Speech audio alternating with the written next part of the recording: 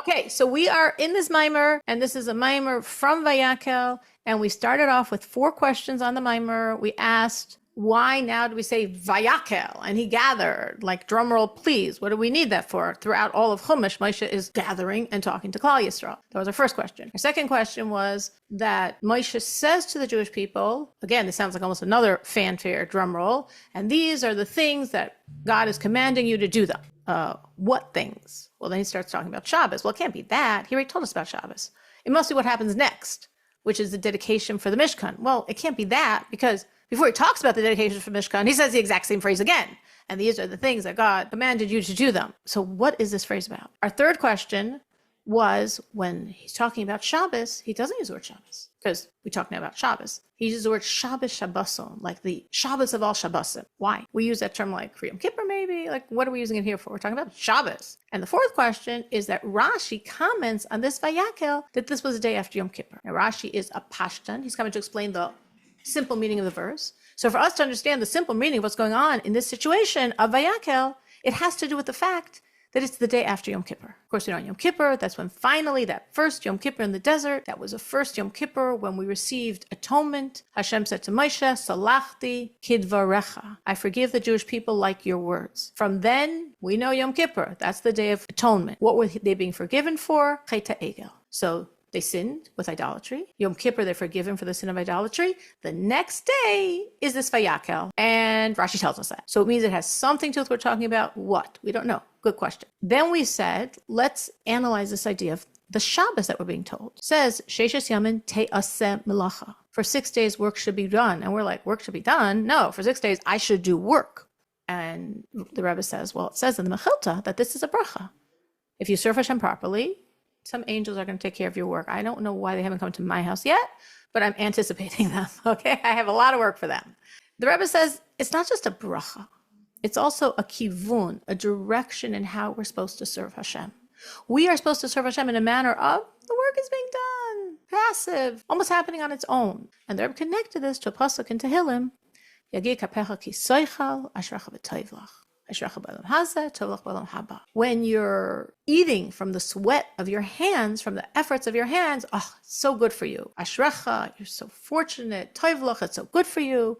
And the sages say, you're so fortunate in this world, it's so good for you in the world to come. It's an amazing thing to eat from the sweat of your hands. And the Rebbe says, wait, you don't misunderstand the pasuk. You think the pasuk is saying work really hard, like the sweat, the effort of your hands. That's not what the pasuk is saying. The pasuk is saying you should eat from the efforts of your hands, but not your mind and not your heart. Because your mind and your heart, that's for the Eibishter. But if I don't put my mind and my heart in what I'm doing, how will I survive? Because you don't survive because of your efforts. You survive because of God. As the pasuk says, God will bless you in all you do. So your success doesn't come from you anyway. And I know we had like 2 for brains on this. So some of you have heard this a lot. And for some of you, it's been a while. So that's what I'm reviewing. But it doesn't come from us. Which doesn't mean, therefore, oh, I'm so happy, I don't have to do. No. The blessing comes from God through the vehicle of whatever things you're doing. So you got to do, but as I think of it, make a flimsy vessel, because God's going to fill it with blessings if you do it his way, which is yagi kapecha, the efforts of your hands, not your mind and heart. Work hard with your mind and heart, but reserve your mind and heart for Hashem. And then the Rebbe said even more strongly that we could even say, how in the world can we do anything that's not part of directly serving Hashem? We know there's a law. When you're standing in front of the king, you can't do anything. You can't even wink. You're in front of the king. You winked in front of the king? You ever think about something else besides the king? You're a rebel. Off with your something. We're always in front of Hashem. This whole world is Hashem. Wherever I go, I'm in front of Hashem. So how am I doing anything that's not the service of Hashem? Because we can do as much as he allows us. And then that's part of his service. And what is he allowing us? Sheishes yamim te'aseh melacha. For 6 days, let the work happen. Passively. Let it just happen. That's what I give you permission for. So that's okay. Anything else I don't give you permission for, and that's not okay. Because you're in the presence of the king. That was as far as we got, and we are so excited because we are continuing. Now, a person could say, we're going back now to that verse from Tehillim, Yagid kapecha ki soichal, the efforts of your hands you should eat. Ashrecha v'tovlach. And the Rebbe is saying, not your mind, not your heart, just your hands. But a person could say, it still doesn't seem to make sense. Like, okay, the Rebbe is somehow taking this pasuk, which seems to be implying work hard, and saying, no, look what the word pasuk's saying. It's just saying work hard with your hands. Don't get your mind or heart involved. Don't get your real self involved. Just get the hands involved. But even the hands, it's yagia, it's effort. The Rebbe is saying passive, relaxed, so let it sort of almost happen on its own. David HaMelech isn't saying let it happen on its own. David HaMelech is saying work hard. Work hard with your hands. It's still hard work. It's still an investment of self. So the Rebbe says something very interesting that probably all could relate to on some level. The Rebbe says, you know what yagia means? You know what hard work means? Hard work means doing what you don't want to do. When you are doing what you don't want to do, or what you're not accustomed to doing, or what you're not, let's call it, you're not good at doing, it's not your nature to do, that's hard. So it doesn't necessarily mean you are what we would call working hard. It means doing something out of your comfort zone, out of your definition of self is hard. All of us work very, very, very hard. Everyone in this class, I think I know enough to say, works very hard. But some of us, some of the time, we're working crazy hard at things we love, at things we want to do, at things we enjoy. That's not called yagia. That's not called hard work. Hard work is when you don't want to be there and you're doing it. Like, I think, a classical example is in Egypt, where it says that one of the ways the Egyptians tortured the Jews is they had the men do the women's work and the women do the men's work. So we understand, of course, for the women to do the men's work, that's torture. But it sounds like the men got off easy, taking care of kids or, cooking some supper. Like it doesn't sound like hard for the men to be doing that work. And we're told, no, it was very hard because it's not them. It's not what they're used to. It's not what they feel comfortable doing. It's not their space. So even though physically it was easier than the back-breaking building of the pyramids, but on a psychological level, it was more yagia. It was hard work. Does this resonate with anyone? That you've seen this in yourself, that you're doing something, you work so hard at something where everyone's like, oh my gosh, you're working so hard. And you're like, I love it. I want it. I enjoy it. It's fine, though I'm working very hard. And other things that other people may not think of as so difficult, like are really draining you because you don't want to do them. Well, it brings to mind when I got fired from my job working in stocking shelves in the Tzivos Hashem children's store in Crown Heights. It really wasn't hard work, and I needed a little bit of money. But my boss called me in like after 2 or 3 weeks, and he called me in and he said, he's looked and he said, sit down. And I was like, oh, what? And he said, I can see you're really not happy here. And I was like, you can see that? And he says, yeah. And I said, I'm sorry, I'm trying to keep my spirits up. It's just, and he said, I tell you the truth, I think you're overqualified for this job. And I think that you need to find something more. And I was like, you do? Does this mean I'm fired? I think that's the most gentle firing I've ever heard of. That's so beautiful. So there it was. I left. I was, a college graduate, cum laude and all that, and I got fired from stocking shelves. I think it's a great story that really expresses it. Yes.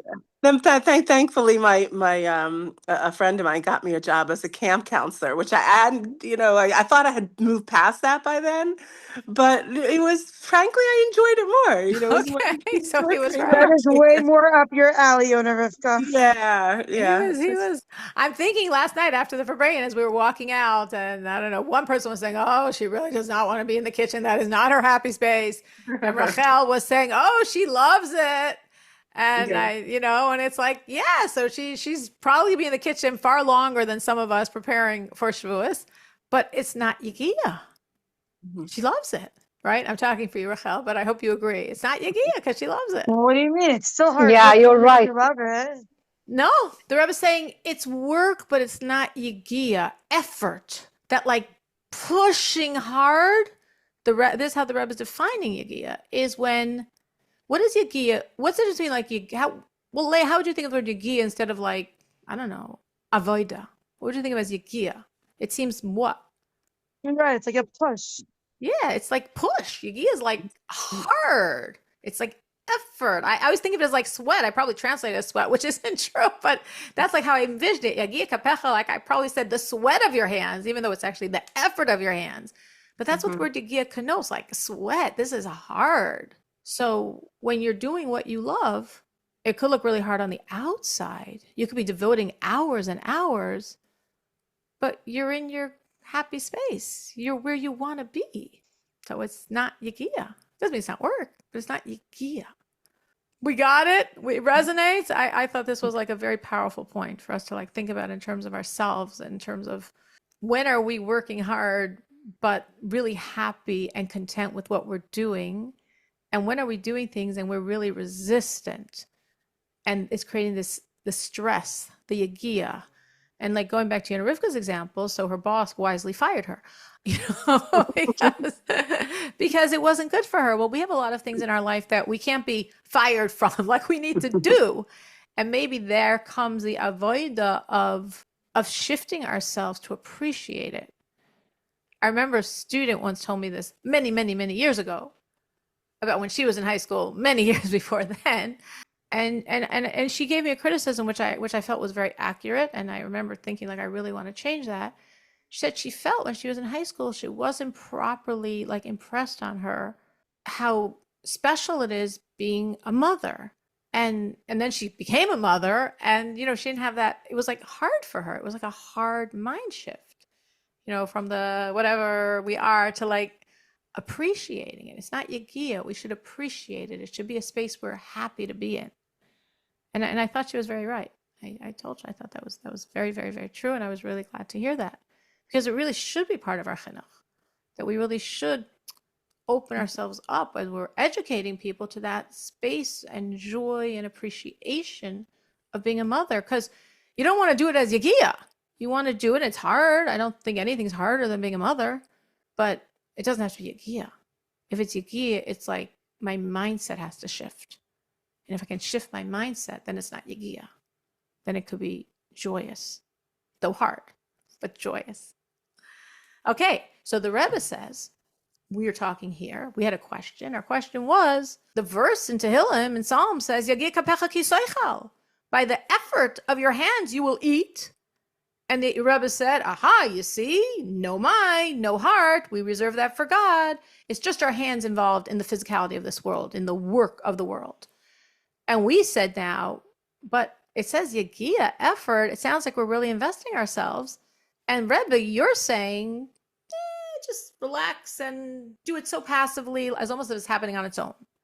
So the Rebbe says, now that I've unpacked for you the meaning of the word yagia, you understand that the person who's really serving God, who's really there, this is King David talking in Tehillim, Psalms, the person who's really there serving God, it's yagia for him, whatever he's doing in the physical reality. When he's in that physical reality and he's maybe working from 9 to 5, baking his bread or on his computer screen, he doesn't want to be there. He wants to be serving Hashem. Yes, he's doing it passively. He's doing it very minimally. He's reserving his mind and heart for Hashem. Of course. But it feels like yagia. It feels like such effort, because that's not where he wants to be.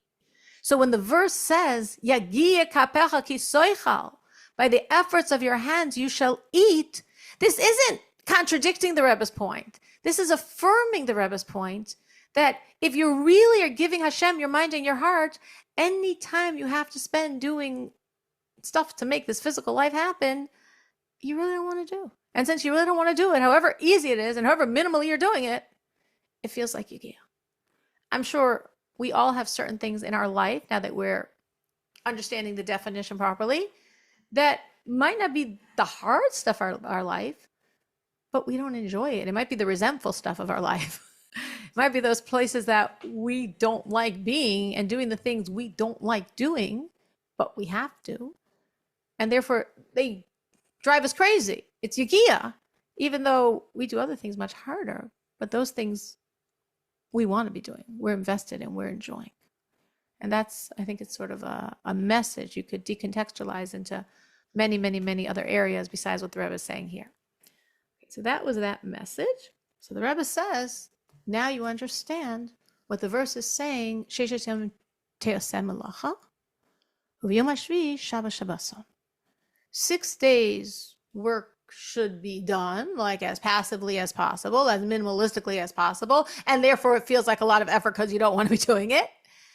And then the 7th day, ooh, that's Shabbos. That's not just Shabbos, it's Shabbos Shabboson. It's like an ultimate Shabbos. The Rebbe says, why? Because we're not a light switch. We can't like turn our spirituality on and off. I mean, like sometimes we try, but it doesn't work. You can't be like all invested in all the stuff of this world and then, oh, wait, now I'm davening. Okay, now my light's on. Oh, now I'm done. Okay, turn it off. Let's go back to work. That's not how we are. That's actually the preciousness of mincha, when you're like pulling yourself away from the world to really focus on Hashem. It's really hard. So the Rebbe says, if during the week you are not doing what the verse says, and you're not only giving your minimal all to your physical responsibilities that are taking up your space instead of serving Hashem, then the Rebbe says, you know what's going to happen? You can't properly have Shabbos. You can't Shabbos, because when Shabbos finally comes and okay, detox, close the computer, close the phone, no calls, I just focus on Hashem and family and self. And guess what? You could turn off your phone, but you can't turn off your brain. And your brain is going to keep flooding you with all of your work stuff and all of your work responsibilities and all of the physical stuff that you forgot to do and need to do and have to do and remember to do afterwards. I mean, am I unique? Do other people experience this on Shabbos? Suddenly they have all these things they must remember right after Shabbos. Anyone here? I make it a point to not talk about anything that is, weeks, whatever. Not news, not avodah, no nothing. But the thought, like when I do Shir HaShirim right after Ben Shlichtin, I find myself, going to some other thoughts from the week. And yeah, absolutely, 100%. I could say for myself personally, it used to be that over the course of a Shabbos, I would have so many thoughts on things I have to do, like right after Shabbos, or have to take care of or didn't do or forgot or should do better, whatever it was, that I would literally make mnemonic devices in my brain to remember them. And at a certain point in my spiritual growth, at some point, I'm like, this is wrong. You're not supposed to think about the physical world. You're not supposed to think about your physical stuff, your work, your this, your that. You're not supposed to think about that on Shabbos. And that doesn't mean the thoughts don't come up, but when they do, I consciously tell myself, I am not trying to remember this, and I fear not. If I forget it after Shabbos, it just means it was my evil inclination, my Yetzer Hara trying to mess me up, so irrelevant. And if I know I'm frozen, but my voice, I hope you're still hearing. I don't know why my face is frozen. And if I do remember it after Shabbos, that means Hashem had to remember it, because I was supposed to remember it. It's supposed to be good. It was something that wasn't coming from a Yetzer Hara. Let me see if I can figure out. Just 1 second. I'm going to see if I could fix this frozen face. We could hear you, by the way. You hear me perfectly, right? Yeah. Okay, so let me see if I could fix my video. If I can't, we'll stay in that sort of contorted looking expression, or I'll switch to a different camera. Oh. Then the most amazing ideas come to mind, Dafka on Shabbos. I think because it's so quiet and you cannot talk about them because, right. Right. But I really work hard to like not memorize it, meaning like I tell myself, I am not trying to remember this. It came into my head. If it's from my Yetzer Hara, I don't need it after Shabbos. If it's from my neshama, I'll remember it after Shabbos. I'm not thinking about it. It's hard for me. But the Rebbe says here that if during the week you're invested in world, there's no way you can Shabbos properly. He says it's impossible. He says 2 things are going to happen to you on Shabbos. You're going to be flooded from all the thoughts of week. And because that chamber is open, that chamber, which during the week is okay and on Shabbos is forbidden, once you already went into a forbidden chamber, now it's like you're in Klippa land. Now a lot of far worse negative thoughts and energies and emotions are going to flood you because you already opened the door to negativity. Meaning, if you're thinking on Shabbos, oh, I forgot to send that email, okay? Because you're so invested during the week and everything you have to do. So on Shabbos, oh, I forgot to send that email. Oh, no. Now that's a permissible thought, except it's not permissible because it's Shabbos. But on Shabbos, it's not permissible. So since it's not permissible on Shabbos and you're thinking about it, it's opening up the chambers of your mind to forbidden thoughts. And then the Rebbe says, on Shabbos, your brain will be flooded with far worse thoughts than you think during the week because you already went into forbidden territory by thinking about your week. So how do we avoid this? How do we Shabbos properly? The Rebbe says, only if you follow what the pasuk is saying, Sheishes Yamim Te'aseh Melacha. Only if you, during the week, really try to remove your mind and heart from what you're doing. Do it. Of course, we have a lot to do and we do a lot and we're women and we work and we have families and we have homes. And we have countless physical responsibilities and I hope we're doing all of them. But do it without an investment of self. And the Rebbe says, you know what happens then if you do it that way? You're making the week Shabbos. Shabbos is like an oasis of time. It's like an oasis of godliness. It's like the time when your mind and heart is really connecting to Hashem. But if all week you Shabbos, because you're trying to remove your passion from all the physical responsibilities and keep it for Hashem, all week you're like slipping into the space of Shabbos. So all week you're having a Shabbos experience. And then comes Shabbos. That's what the pasuk means, Shabbos Shabboson. It's not just Shabbos. You had Shabbos all week long, so to speak. Now it's Shabbos Shabboson. It's really intently Shabbos because since you kept your mind and heart on Hashem during the week, imagine how your mind and heart now feel on Shabbos.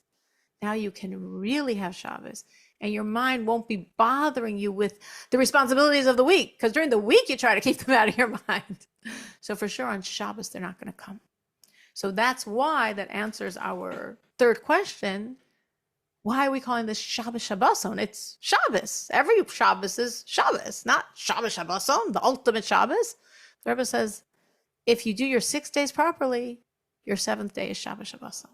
Your seventh day is not a regular Shabbos. It's like an incredible Shabbos.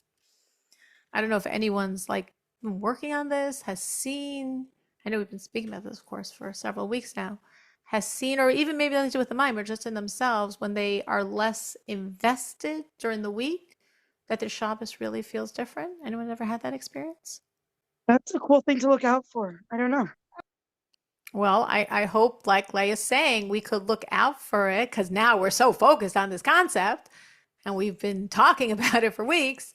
And it's a really strong piece that relates to every one of us because we all are very enmeshed in a very physical reality.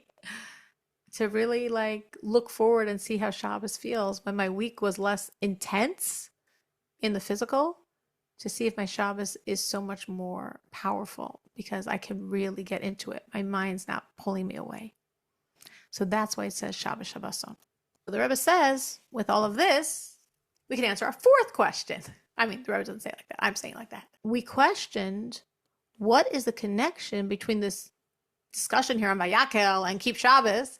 What does it have to do with the fact that it's the day after Yom Kippur, Salachti Kidvarecha, for Chet HaEgel? The Rebbe says, oh, now it probably makes a lot of sense to you, right?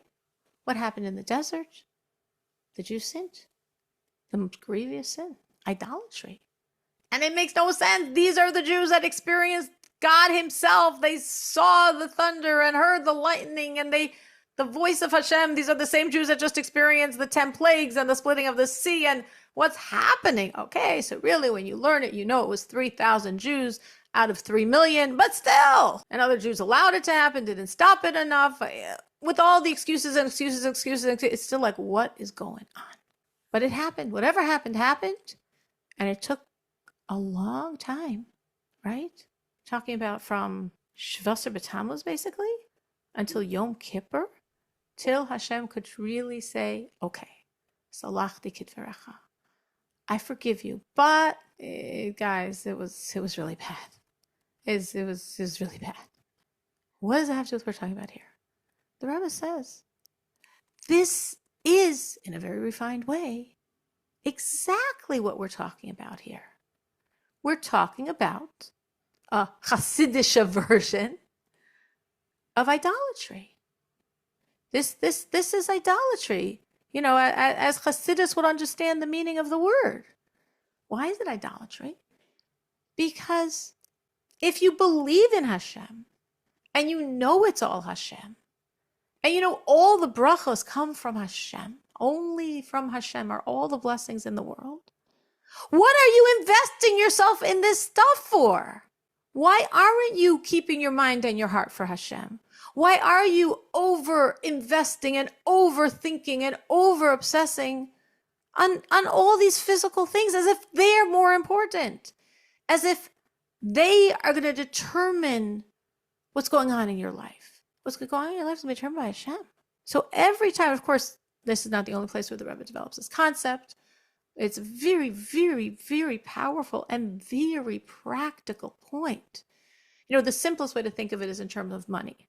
Obviously, it doesn't only apply for money, so I'm sorry for going to that. Just like sometimes when you give an example of mitzvah, like everyone always says tzedakah, or people always give an example from Lashon Hara, or people always give an example of something with food, you know, like our natural go-tos. So in this concept, probably the most obvious go-to is finances. It doesn't just apply for finances. It applies for our whole physical emphasis. But I'm going to give the example of finances because it's such an easy and obvious one. If you're at work and you're feeling this pressure to push yourself, make sure those shelves are lined up very well, Yona Rivka. Come on, you can do a better job. You know, you're pushing yourself. Why? Out of love for what I'm doing? Out of a need for a paycheck? Out of a realization that they're firing workers? You know, this is what's cost effective. You just fire workers and everyone else do more. And you want to come early and stay late and show you're a great employee because you want that promotion or you need that raise or you need to keep your job. Chassidus says this is, in a refined way, idolatry. The idolatry of believing that some human being has a power to determine your destiny. Nobody has a power to determine your destiny.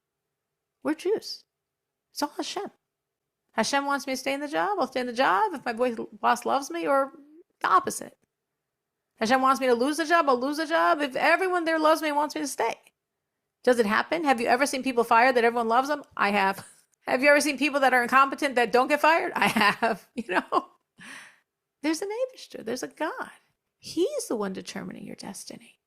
So just like the pagans would dance to the sun or dance to the rain or dance to the earth or fertility, or because they really believed the more they danced and sang and praised and brought incense offerings, the more the sun would shine for their crops, or the rain would have their crops grow, or the earth would be fertile, or they would have children. Well, that sounds ridiculous.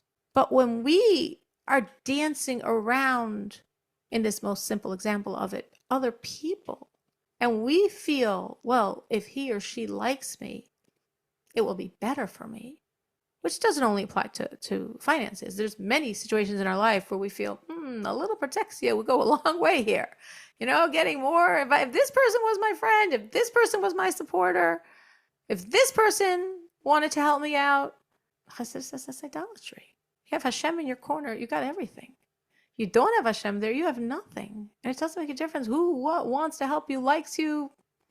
None of it's going to work.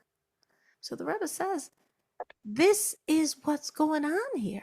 The verse is saying, Sheishes Yamim Teyaseh Melacha. Of course you have to work. Hashem actually wants us to work. We're supposed to work. Adam Lamal Yulad. We're in this physical world and we do have to work. But we should work where our main efforts go for Hashem. And the other stuff we do as little as possible. Minimally. With least investment of self. And it's interesting. Oh, sorry. Go ahead. No, keep going. Sorry, Leah.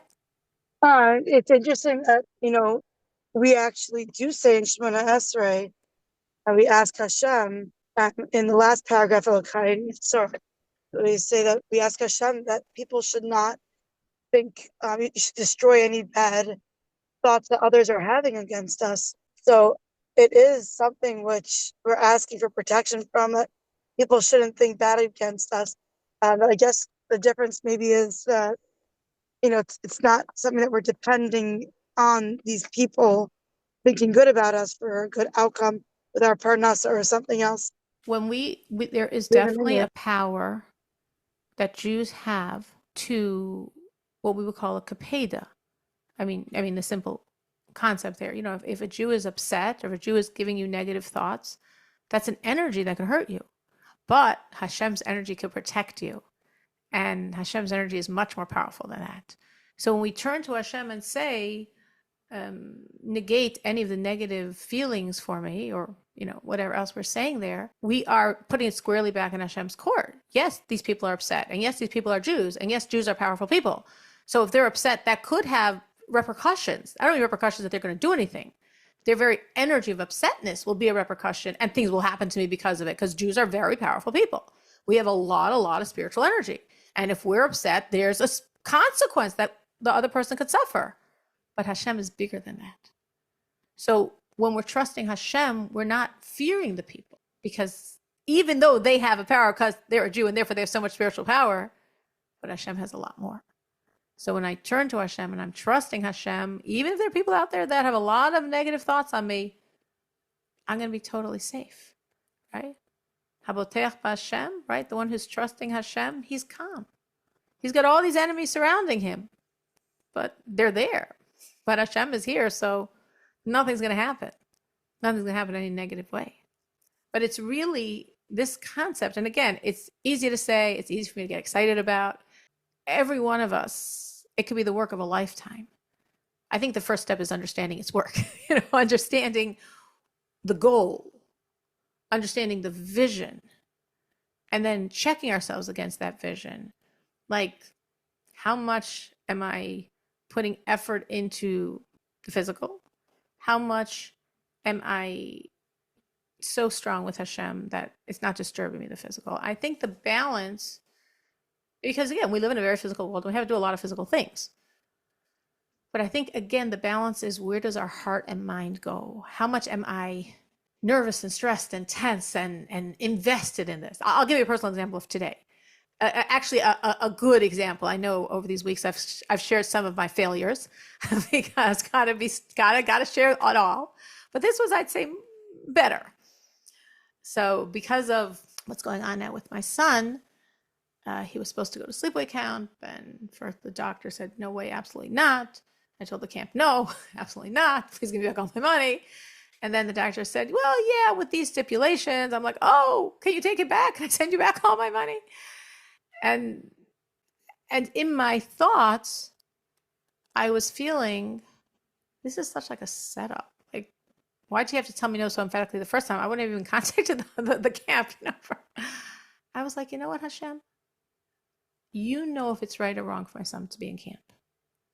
If it's right for him to be in camp, it will all work out. If it's not right for him to be in camp, he won't be in camp. What I will do with him with the whole summer, I have no clue. But if it's wrong for him to be in camp, we'll both survive. And so today, so then I right away reached out to the camp with the good news of, oh, I just have 3 stipulations and he can come. Like, I'm praying they're not going to say they already gave away his spot. And then they didn't respond. And then I sent another email. But the whole time I was sending the emails, I was like, if he's supposed to be in camp, he will be in camp. If he's not supposed to be in camp, he won't be in camp. Hashem, either way, I know you're doing what's best for him. So today they reached back to me and they said, well, their camp nurse has to speak to the doctor. Fine. So I did a lot of things for that today. I had to speak to their camp nurse at length. I had to speak to my pediatrician, and I had to contact the surgeon, for which I had to set up a whole portal with the hospital. I did things to make this happen because I'm a human being in a physical world. I had to do things. But this whole time, I'm not saying I'm always so good at it, just probably because of the situation. I was like, so Hashem, if he's supposed to be in camp, he will be in camp. And if he's not in camp, you're saying it's not right for him to be in camp. So I was working, but I was working without that like intensity of like pressure, stress. It was just doing what I had to do because in the end of the day, Hashem's going to make it whichever is best. It is such a perfect example, and maybe that's why Hashem gave you that illustration so that we could have this perfect example. I don't know, maybe everything has reasons for every single dimension, but the reason why I wanted to give that example, I mean, it was very spontaneous, obviously, is because I did do a lot of things today for that. Obviously, it took time and the phone calls and the emails but it took time, but myself was with Hashem, not with those Gashmis details. And again, I'm not saying it's a lifetime of work for all of us, myself 100% included. Because of the situation, I was able to see it very clearly. And now if I could translate that to other situations in my life, that would be wonderful. But that's the idolatry motif that the Rebbe is saying. And that's the connection why this is said, this Vaykhel is, Rashi tells us, the day after Yom Kippur. In other words, like, Jews, you messed up. On whatever level you did Avodah Zarah, there was some idolatry going on.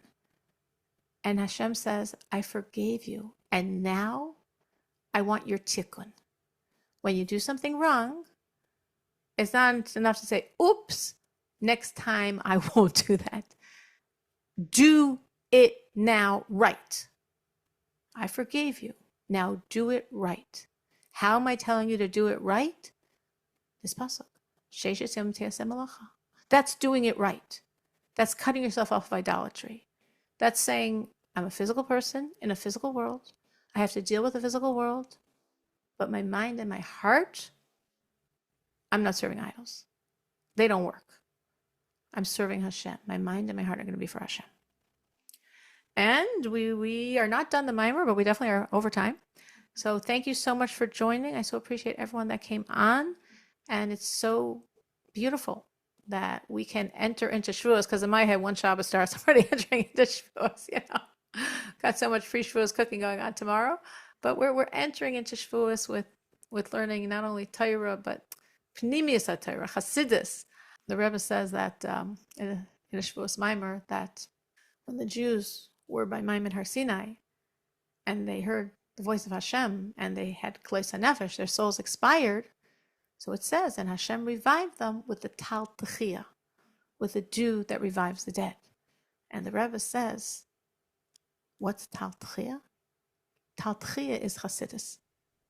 So a certain level of Torah, the Aseres HaDibros, the Nochi Havai Elokecha, that was so strong, the souls left their bodies. And a deeper level of Torah, Chassidus, that put the neshamas back in their bodies.